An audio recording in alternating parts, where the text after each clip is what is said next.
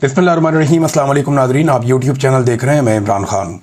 Nadreen, सैलाब की तबाहकारियाँ अभी जारी हैं, लेकिन अच्छी खबर यह है कि भारत के इलाके हिमाचल में कुछ बारिशें रुक गई हैं और मकबूजा कश्मीर में भी बारिशों में कमी की इत्तला आ रही है और आने वाले दिनों में ये बारिशें वहाँ मज़ीद नहीं होंगी। लेकिन पाकिस्तान के अंदर अभी बारिशों की इत्तला है कि यहाँ बारिशें होंगी, एक के बाद एक कोई ना कोई नई मुसीबत आ जाती है। लेकिन फ़िलहाल इस वक्त दरिया सतलुज में जो पानी दाखिल हो रहा है वो एक बड़ा रेला है और पानी बढ़ता चला जा रहा है। पाकिस्तान के जो एरियाज़ हैं, जंग का इलाका, टोबा टेक सिंह का इलाका और खानेवाल के इलाके, ये एक मुश्किल सूरत हाल में है।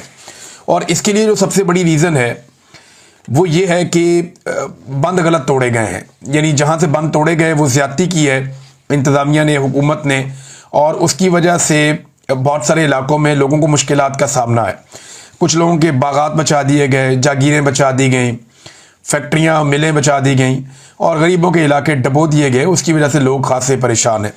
रावी के अंदर जो सूरत हाल है, पानी वहाँ बहुत ज़्यादा है, लेकिन इसके बावजूद पहले जैसी सूरत हाल अब रावी में नहीं है। पानी ज़्यादा ज़रूर है, लेकिन वो सैलाबी सूरत हाल जिस तरह एक शिद्दत के साथ सैलाब आ रहा था, इस वक्त वो वहाँ पे नहीं है। लेकिन दरिया सतलुज में इस वक्त एक बड़ा सैलाबी रेला आ रहा है और इंडिया ने बार बार उसके बारे में पाकिस्तान को खबरदार भी किया है। और जब भी कभी ये सतलुज में पानी बढ़ता है तो उसकी वजह से जो आपके जनूबी पंजाब के कुछ एरियाज़ हैं वो मुतासिर होते हैं। कसूर से लेकर मुजफ्फरगढ़ तक ये सारे एरियाज मुतासिर होते हैं। तीन जो पाकिस्तान के मशरकी दरिया हैं, इनमें सूरत हाल जो है वो ख़तरनाक है। एक चनाब है, फिर रावी है और उसके बाद सतलुज है। सतलुज में जो है वो ब्यास का पानी मज़ीद दाखिल होने भी जा रहा है। अब तक जो पाकिस्तान के सरकारी अदाद-ओ-शुमार हैं उनके मुताबिक 4000 से ज़्यादा आबादियाँ या गाँव देहात जो हैं वो पानी के नीचे चले गए हैं, वो डूब गए हैं। कई इलाकों में पानी 10 फुट और इससे ज़्यादा भी गया। ये बहुत बड़े पैमाने पर सैलाबी पानी आया है और इसने बड़ी तबाहकारी की है। जो फसलें तबाह हुई हैं वो सिर्फ फसलें तबाह नहीं हुई, बल्कि उन ज़मीनों को भी बहुत नुकसान पहुंचा है। बेशतर इलाकों में जो ज़मीनें हैं उन्हें दोबारा काबिल काश्त करने में या तो बहुत मेहनत करनी पड़ेगी या वो काबिल काश्त नहीं रहेंगी। जहाँ पे ज़्यादा रेत आ गई है वो ज़मीनें काबिल काश्त नहीं रहेंगी। 35 लाख से ज़ायद अफराद पाकिस्तान में जो आदाद-ओ-शुमार दिए गए हैं सरकारी सतह पे, इस सारी सूरत हाल से मुतासिर हुए हैं। भारत और पाकिस्तान दोनों में जो अब तक लोग जाँ बहक हो चुके हैं उनकी तादाद 3000 से ज़ायद है। ये एक बहुत बड़ा मसला है, इसको संजीदगी के साथ पाकिस्तान को और भारत को देखना चाहिए। और ख़ास तौर पे क्लाइमेट चेंज के हवाले से दोनों ममालिक को ना सिर्फ मिलकर बल्कि जो आसपास के खित्ते के दीगर ममालिक हैं उन्हें भी यहाँ पे बहुत जंगी बुनियादों पर तब्दीलियाँ लानी चाहिए, जैसे कि यूरोप में आई हैं। बहुत सारे जो मगरबी ममालिक हैं वहाँ पे तब्दीलियाँ आई हैं। उन्होंने बड़े पैमाने पर प्लांटेशन की है, जंगलात की कटाई रोकी है और जो आलूदगी है उसके हवाले से कानून साजियाँ की हैं, बड़े सख्त इकदाम उठाए हैं। उसके बाद उन मुल्कों ने अपने आप को बहुत हद तक जो माहौलियाती तब्दीलियाँ उनसे महफूज किया है, आलूदगी से महफूज किया है। तो पाकिस्तान को, भारत को, बांग्लादेश को, अफगानिस्तान को और खित्ते के जो आसपास दीगर ममालिक हैं, ईरान को भी इसमें शामिल करें, इन तमाम ममालिक को बड़े पैमाने पर इस तरह के इकदाम उठाने पड़ेंगे। अफगानिस्तान में जो अभी जल्जला आया उसमें जो पहली इतला मैंने आपको दी थी उसमें 800 के करीब लोग जाँ बहक हुए थे और अब तादाद बढ़ते बढ़ते 2200 से ज़ायद हो गई है। ये इतना खौफनाक जल्जला था कि अब तक की इतला के मुताबिक 2200 से ज़ायद अफराद इस जल्जले के नतीजे में जाँ बहक हो गए हैं और लगातार अभी भी लाशें मलबे से निकाली जा रही हैं। ये अक़वाम मुत्तहिदा ने पाकिस्तान से एक दरख्वास्त की है कि जो अफ़गानों की बेदखली की जा रही है, पाकिस्तान से उन्हें निकाला जा रहा है कि वो अपने मुल्क वापस पहुँचे और ज़बरदस्ती भी की जा रही है, तो इस सिलसिले को अभी फ़िलहाल रोक दिया जाए क्योंकि वहाँ पे बड़े मुश्किल सूरत हाल है। इसमें अगर नए लोगों को वहाँ भिजवाया जाएगा तो मुश्किलात बढ़ेंगी। लिहाजा ये खैबर पख्तूनख्वा की हुकूमत ने भी ये बात की है, अक़वाम मुत्तहिदा ने भी ये बात की है। पाकिस्तान ने अफ़गानिस्तान में अब इमदाद भी भिजवा दी है, इमदादी सामान भिजवाया है। भरपूर मदद करनी चाहिए अफ़गानिस्तान की, अपने हमसाया मुल्क की। हमारा ब्रादर इस्लामी मुल्क भी है, तो जितनी पाकिस्तान मदद करे उतनी कम है। पाकिस्तानियों को पूरी शिद्दत के साथ अपने अफ़गान भाइयों के साथ खड़े होना चाहिए क्योंकि हमारा जीना मरना एक साथ है। हम बिल्कुल साथ साथ रहते हैं, एक दूसरे के अच्छे हमसाए बन के ज़िंदगी गुजारेंगे तो हम लोगों के लिए आसान रहेगा। नाज़रीन, जहाँ तक फ्लड्स की मैं बात कर रहा था तो मैं याद दिला दूँ आपको कि आज के दिन में हम यहाँ मैनचेस्टर में, बरतानिया का शहर है मैनचेस्टर, और जहाँ पे माए नवाब रेस्टोरेंट जो स्टॉकपोर्ट रोड पे है, शाम 7 बजे से लेकर 9:30 बजे तक, 10 बजे तक हम लोग फंड रेजिंग करेंगे सैलाब मुतासरीन के लिए। हम सब अपने अपने तौर पे जो कुछ कर सकेंगे वो हम करेंगे। यहाँ बड़े अच्छे लोग हैं, बड़ा शानदार मादी में वो काम करते रहे हैं। इन लोगों ने दुनिया के कई मुल्कों में काम किया है। बड़ी अच्छी एनजीओ है होप फॉर मैनकाइंड, इनके साथ मिलकर हम काम कर रहे हैं। मैं उम्मीद करता हूं कि पाकिस्तान में हम पाकिस्तानियों के दुख को बांटने में अपना रोल प्ले करेंगे और हम कुछ ऐसा कर पाएंगे जिससे सबका नहीं तो बहुत सारे लोगों का हम दुख और दर्द बांट पाएं। इससे पहले 2022 में हमने अपने तौर पे कोशिश की थी, अब हम 2025 में फिर सैलाब आ गया है, अपनी पूरी कोशिश करेंगे। पाकिस्तान में बहुत सारे दोस्तों को मैंने एक्टिव किया है और आपको आने वाले दिनों में वो सारी एक्टिविटी नजर आएगी जो हम अपने सैलाब मुतासरीन बहन भाइयों के लिए करने जा रहे हैं। तो मेरी गुजारिश है जो लोग यहाँ पे मौजूद हैं मैनचेस्टर में और आसपास, ये लोग तैयारी कर लें और शाम को 7 बजे से लेकर 10 बजे तक हम सब इकट्ठे होंगे और पाकिस्तानियों की मदद के लिए फंड रेजिंग करेंगे। तो आप सब इसका हिस्सा बनिए और अपना किरदार अदा कीजिए। अल्लाह ताला आप सबकी एफर्ट को कबूल फरमाए। इसके बाद एतवार को हम लोग ब्रेडफोर्ड में, ये इसको मिनी पाकिस्तान भी कहते हैं, बहुत बड़ी तादाद में पाकिस्तानी वहां पे रहते हैं, तो ब्रेडफोर्ड में मैं जो वेन्यू है उसका ऐलान कर दूंगा नेक्स्ट वीलॉग में या उससे अगले वीलॉग में। तो ब्रेडफोर्ड में हम एक प्रोग्राम करने जा रहे हैं एतवार वाले दिन, इसी तरह शाम को 6-7 बजे से लेकर रात 9 बजे तक, तकरीबन 10 बजे तक हम वहां पे भी एक प्रोग्राम करेंगे। एतवार है तो हम कोशिश करेंगे कि 6 बजे शुरू करें और 9 बजे खत्म करें। तो वहां जो है पाकिस्तानियों से अपील है ब्रेडफोर्ड में वो वहां पे आएं और आकर सैलाब मुतासरीन की मदद करें और इस सिलसिले का हिस्सा बने। तो ये नाजरीन फ्लड्स के हवाले से हमारी एक दरखास्त है पाकिस्तानियों से, और पाकिस्तान में मेरी बहुत सारे पाकिस्तानियों से जो लोग मेरे साथ पहले काम कर रहे थे वो भी, और जो नए लोग वॉलंटियर करना चाहते हैं उन लोगों से दरखास्त है कि हमारी टीम का हिस्सा बने। और आने वाले दिनों में हम कुछ नंबर्स भी देंगे, कुछ लोगों से राब्ता भी करवाएंगे और अपनी टीम को बड़ा करेंगे, क्योंकि बड़ी मुसीबत है और इससे आप 1-2-4 दिन में निपट नहीं सकते। ये मामला महीनों तक चलेगा और कई महीनों तक आपको मदद करनी पड़ेगी। यहाँ पे जानवरों को जो है वो चारा चाहिए, इंसानों को जो है वो साइबान चाहिए, पहले शेल्टर दिया जाए, बिस्तर दिए जाए, सहूलियत दी जाए, खाना दिया जाए, फिर राशन दिया जाए ताकि वो खुद पका सके। जानवरों को और इंसानों को जिंदा रखना पहला चैलेंज है। उसके बाद जब इनको वापस इनकी जमीनें मिल जाएं तो इन्हें खाद फराम की जाए, इन्हें बीज फराम किया जाए फ्री ऑफ कॉस्ट, ताकि ये दोबारा से फसलें लगा सकें। जहां मदद कर सके लोगों का घर बनाने में वो भी हम कोशिश करेंगे। डिपेंड करता है कि पाकिस्तानी कितना ज्यादा बढ़ चढ़ के इस सिलसिले के अंदर हिस्सा डालते हैं। नाज़रीन, इलेक्शन कमीशन ऑफ पाकिस्तान ने पंजाब के जो 9 हल्कों में ज़िमनी इलेक्शन होने जा रहा था उसको रोक दिया है और उसकी एक बड़ी वजह यह भी बताई जा रही है कि पाकिस्तान तहरीक इंसाफ ने वहां पे बाइकआउट कर दिया था।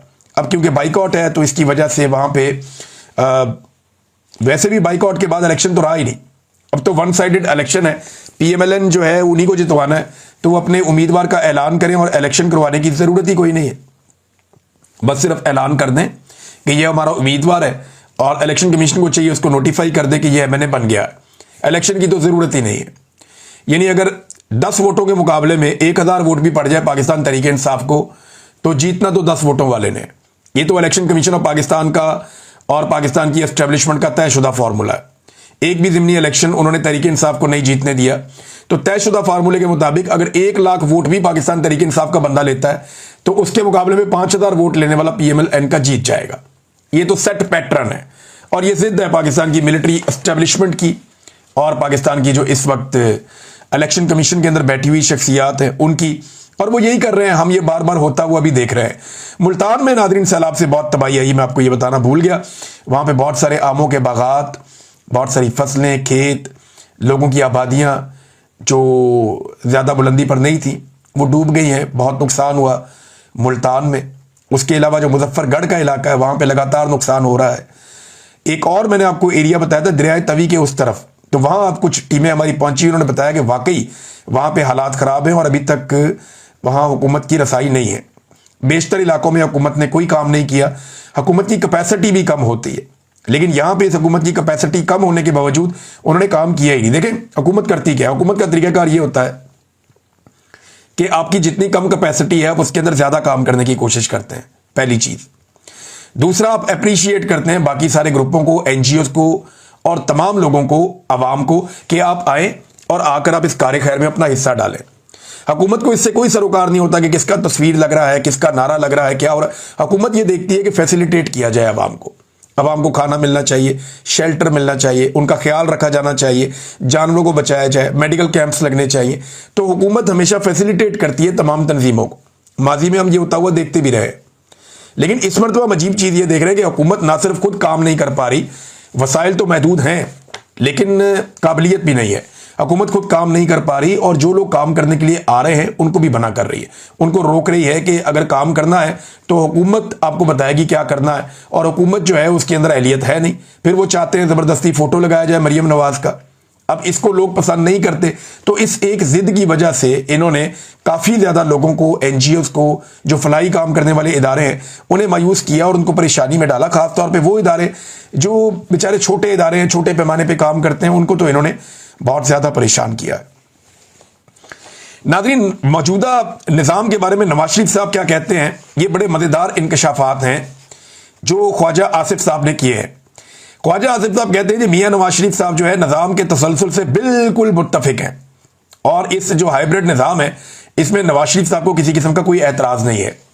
देखिए, अब वो लोग जो ये चूरन बेचते हैं कि नवाज शरीफ के अंदर लावा पाटने वाला है, वो लोग जो ये कहते हैं कि नवाज शरीफ साहब जो हैं वो अपने दिल में राज छुपा के बैठे हैं, वो ये कर देंगे, वो कर देंगे, आने वाले दिनों में वो मुतहर्रिक हो जाएंगे, वो बहुत सारी चीज़ों से पर्दा उठाने वाले हैं, वो सारे लोग ज़रा सोचें कि नवाज शरीफ साहब ख्वाजा आसिफ साहब से क्या कहलवा रहे हैं। ख्वाजा आसिफ बता रहे हैं कि नवाज शरीफ साहब बिल्कुल राज़ी हैं, बिल्कुल मुतमईन हैं और बिल्कुल मुत्तफिक हैं जो इस वक्त हाइब्रिड निज़ाम चल रहा है उससे। हाइब्रिड निज़ाम कहते हैं दोगले का, हाइब्रिड का जो मतलब होता है वो दोगला होता है। तो एक दोगला निज़ाम चल रहा है पाकिस्तान में, यानी स्टीयरिंग पे कोई और बैठा हुआ है और पीछे से स्टीयरिंग को हिला कोई और रहा है। कठपुतली हुकूमत चल रही है पाकिस्तान में, इनकी डोरियां किसी और के हाथ में है, वो सब जानते हैं, मिलिट्री एस्टेब्लिशमेंट के हाथ में। तो नवाज शरीफ साहब इससे खुश हैं, राजी हैं, उन्हें कोई दिक्कत या परेशानी नहीं है। ख्वाजा आसिफ साहब ने यह बताया। अब इसमें सवाल किया गया एंकर की जानिब से कि क्या नवाज शरीफ गिव अप कर चुके हैं क्योंकि वोट से इमरान खान का मुकाबला करना मुश्किल है। तो इस पे ख्वाजा आसिफ कहते हैं कि मईशत, फौज, खारजा पॉलिसी कामयाब चल रही हैं, तो एक चीज़ के लिए दूसरी चीज़ को वक्ती तौर पर पीछे छोड़ा जा सकता है। यानी उनका कहने का मतलब यह है कि मईशत भी ठीक चल रही है, फौज भी ठीक चल रही है, खारजा पॉलिसी भी ठीक चल रही है, लिहाजा अगर सियासत ठीक नहीं चल रही है, लोग हमें प्यार नहीं कर रहे, तो दफ़ा करो फिलहाल। या जो सिविलियन सुपरमेसी या वोट को इज्जत दो का नारा था, अगर हम उसकी इज्जत नहीं कर रहे तो दफ़ा करें फिलहाल, ये चीज़ें चलने दें। तो इन तीनों चीज़ों पे हम बात कर लेते हैं। नंबर एक तो मईशत पाकिस्तान की जैसे चल रही है पूरा पाकिस्तान जानता है, किसी आदमी का कारोबार नहीं चल रहा, कोई पाकिस्तान के अंदर सरमायाकारी करने को तैयार नहीं है। पाकिस्तान के अंदर जिन लोगों का कारोबार था वो भी ठप हो गया, किसान की मईशत बर्बाद हो गई। पाकिस्तान में गुर्बत की शरह जो है वो लगभग 50% तक पहुंचने वाली है। इस सैलाब के बाद तो इससे भी ज़्यादा बढ़ जाएगी। बेरोजगारी की शरह पाकिस्तान में बढ़ गई है, लोग पाकिस्तान छोड़ छोड़कर बाहर जा रहे हैं। तो मईशत तो ठप है, सब जानते हैं, कख नहीं इन्होंने मईशत का किया। तो एक चीज़ तो ये है, फौज के बारे में उन्होंने कहा फौज ठीक चल रही है, सही सेमत में कामयाबी जा रही है। वहाँ पे फौज की वाहिद कामयाबी जो है वो पाकिस्तान एयरफोर्स ने इंडिया के तैयारे गिराए। ये बड़ी कामयाबी, छोटी बात नहीं है, इस पर जितना अप्रिशिएट किया जाए वो अच्छी बात है। लेकिन फौज और अवाम के बीच में जो खलीज पैदा हुई है इस सारे हाइब्रिड निज़ाम की वजह से, उसकी भरवाई अब नहीं हो सकती। ख्वाजा आसिफ साहब शायद ये बात भूल गए। हाँ, फौज अगर मरियम नवाज साहबा के बैनर और पोस्टर लगा रही है, फिर तो अगर आप उसको कहते हैं कि वो ठीक चल रही है तो फिर तो ठीक चल रही है। लेकिन अगर आप ये कहते हैं कि फौज और अवाम के दरमियान एक मजबूत और मरबूत रिश्ता आज भी कायम है, तो ये आपकी गलतफहमी है, ऐसा नहीं है। बतौर इदारा फौज को नुकसान हुआ है मिलिट्री एस्टेब्लिशमेंट की जो एक हाइब्रिड पॉलिसी है उसकी वजह से, जो उनकी सियासत में मुदाखलत हुई है और गलत मुदाखलत हुई है, इसकी वजह से फौज को बतौर इदारा अवाम के साथ उनकी दूरियां पैदा हुई हैं। हाँ, मरियम नवाज के बैनर लगा के उन्होंने, आपके लिए शायद अच्छा हो लेकिन पब्लिक के लिए और फौज के लिए मुझे नहीं लगता ये अच्छा है। खारजा पॉलिसी में ख्वाजा साहब ने कहा तीसरा कि वहाँ कामयाबी हुई है। तो खारजा पॉलिसी में तो कामयाबी ये है कि मुलाकातें आपकी सबसे हो जाती है। एक एटमी मुल्क है पाकिस्तान, तो मुलाकातें तो हो जाती हैं। फिर हमारी लोकेशन ऐसी है कि हमारी इंपॉर्टेंस रहती है, तो मुलाकातें हो जाती हैं। लेकिन उन मुलाकातों का नतीजा क्या है? क्या पाकिस्तान में सरमायाकारी आ रही है? क्या वो ममालिक पाकिस्तान में बड़े पैमाने पर सरमायाकारी कर रहे हैं? तो ऐसा नहीं हो रहा। तो खारजा पॉलिसी अगर आपकी अच्छी है भी, आपकी तस्वीर और वीडियोस बन रही हैं और आप उनको एंजॉय कर रहे हैं, लेकिन उनका कोई फायदा पाकिस्तान में नहीं आ रहा, उल्टा जिनको आप मिल रहे हैं उनको आप फायदा दे रहे हैं। जैसा कि आपने अभी अभी एक फायदा दिया अजरबैजान की एक कंपनी को, $300 मिलियन का वो यहां पे लगाएंगे। फिर आपने उनके साथ IPP तर्ज का एक मुआहदा कर लिया कि काम हो या ना हो, हम आपको पैसा देते रहेंगे और डॉलर्स के अंदर देंगे। ये जो एक मुआहदा और किया है एक अजरबैजान की कंपनी के साथ, तो फायदा तो उनको हो गया। हम तो सुन रहे थे सरमायाकारी हमारे मुल्क में आएगी, उल्टा फायदा उनको हो गया। तो ये कौम को चूना लगाने वाली बात है और इसके अलावा कुछ नहीं है। ख्वाजा आसिफ ने एक और काम किया, ये मैं आपको पढ़ के सुनाता हूं। क्योंकि एक तकरीब में खिताब किया जस्टिस अतर मिनुल्लाह साहब ने, इन पे हमें बहुत सारे एतराज़ात भी हैं। इन्होंने बहुत सारी जगहों पे माजी में ऐसी पॉलिसी रखी कि ये एक कदम पीछे हट जाते थे और जहां पे इंसाफ देना चाहिए था, शिद्दत से खड़े होना चाहिए था, वहां पे ये जज भी नहीं खड़े हुए, कुछ और जज साहिबान है वो भी नहीं खड़े हुए। और आज वो सारे जज साहिबान पछता रहे हैं कि अगर ये उस वक्त खड़े हो जाते तो आज अदलिया की ये दुर्घटना बनती, ये हालत ना होती।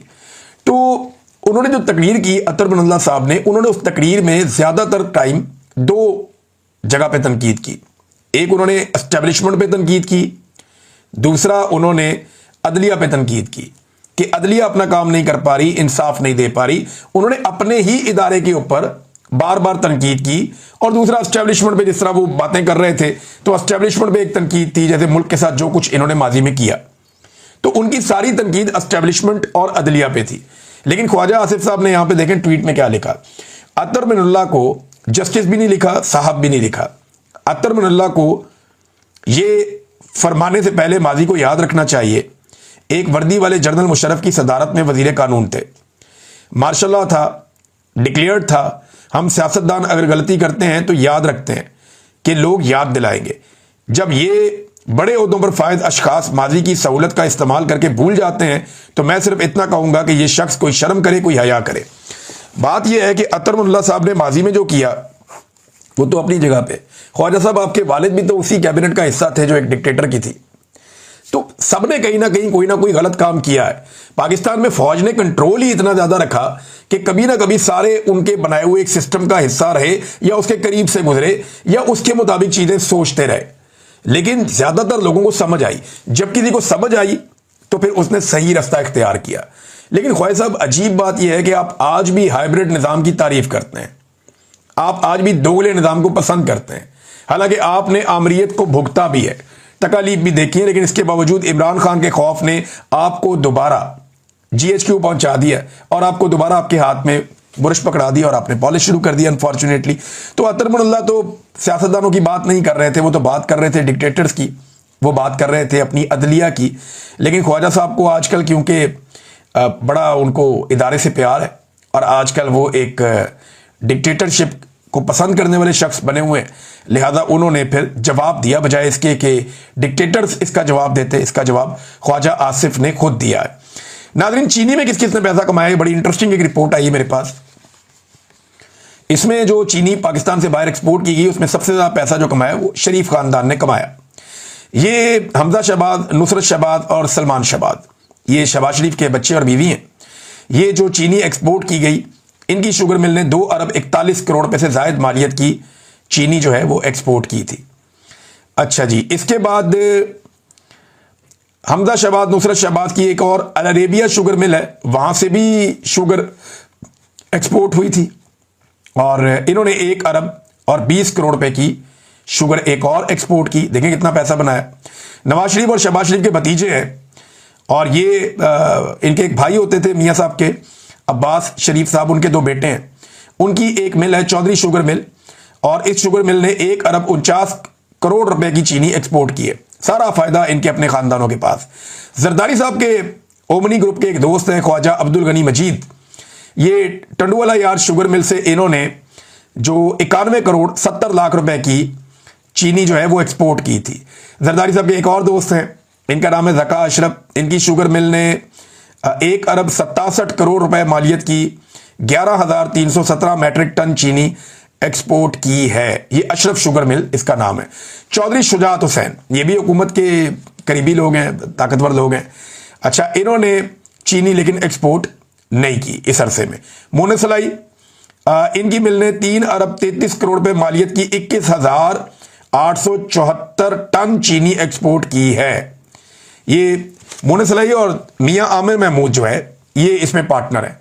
तो खाली मोने सलाई ना समझे, मियां आमिर महमूद भी शामिल, और मियां आमिर महमूद जो है वो एक टीवी चैनल के मालिक भी हैं। तो उनकी जो रहीम यार खान शुगर मिल है ये वहां से जो है ये गई है। जहांगीर तरीन साहब की शुगर मिल्स जो हैं उन्होंने मजमूई तौर पर 15 अरब रुपए मालियत की 99,000 टन चीनी एक्सपोर्ट की। देखिए सारे लोग हुकूमत का हिस्सा है।